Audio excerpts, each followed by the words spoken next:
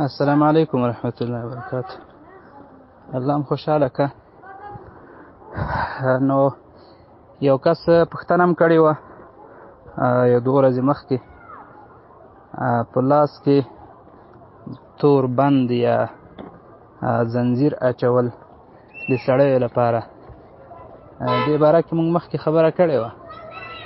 په لاس کې زنځیر اچول، په لاس کې تور تار اچول، پړی اچول یا په غاړه کې اچول دا وبال ده او ګناه ده. اوس سورلي والا موټر کې یو کس سره ناست وم، د موټروان په لاس کې تور تارو. مال استاذه دا تار دې دم کړی ده که ولې؟ وایي نه قاري صاحب هسې شوقي مې اچولی. نو خوا مې بده سوه، ته مې ورته ویلې مال هسې شوقي اچول دا مطلب چې هسې شوقي د ګناه شوقي یم. دا خو مال ګناه ده، وبال ده، دې نه منه راغلې ده. نو لاس کې تار اچول دا له کفارو سره، هندوانو سره مشابهت ده، د هغو د مشابهت له وجې هم حرام ده. او نو دا خو ښه کار نه ده، ګناه ده. زه مالکه تا ته داسې ووایم چې هسې په طبیعت کې شوقي ګناه سره د شوق ده یا د ګناه ته زړه کېږي. نو دا مال څومره سخته خبره ده، یو وارې ګناه او بیا د ګناه شوق، دا داسې سوه لکه 2 وارې ګناه غوندې. نو دا خو مال ډېر وبال ده. وایي ولاک خبر و مولوي صاحب، خو بس د بعضو خلکو یي.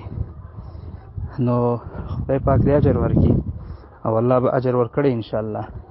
نو هغه اخلاص کړه، د ماله مخې ایسته واچوه، بیخي وغورځوه. نو اصل کې ورونه داسې خبرې حدیث کې راځي، یو حلال دی یو حرام. حلال شیانم معلوم دی چې دا حلال دی، حرامم معلوم دی چې دا حرام دی، واضح معلوم دی. او حدیث کې نبی علیہ السلام وایي د حلال او د حرام په مابین کې بعضې مشتبهات دي، داسې شی دی چې په هغه کې صریح دلیل لا نسته، حلال والی او حرام والی کې لا شک ده. نو ان ویله د هغو ځان وساتئ، حرامو نه خو هسې ځان سړی ساتي، له هغو نه ویله ځان وساتئ چې هغه اشتباه ده پکې، هسې نه چې تاسو د حلال په نیت باندې وکړئ هغه حرام وي. نو بعضې خو داسې شیان دي ګوره چې هغه صریح حرام دي، ناروا دي. نو له هغو ځان ساتل پکار دي چې سړی له هغو خو ځان وساتي، ان له مشتبهاتو ځان ساتل پکار دي چې حلال حرام معلوم نه وي. نو الله دې ټولو ته توفیق نصیب کړي چې اجتناب وکړو، ځان وساتو له ګناه نه. الله مو خوشحاله کړه.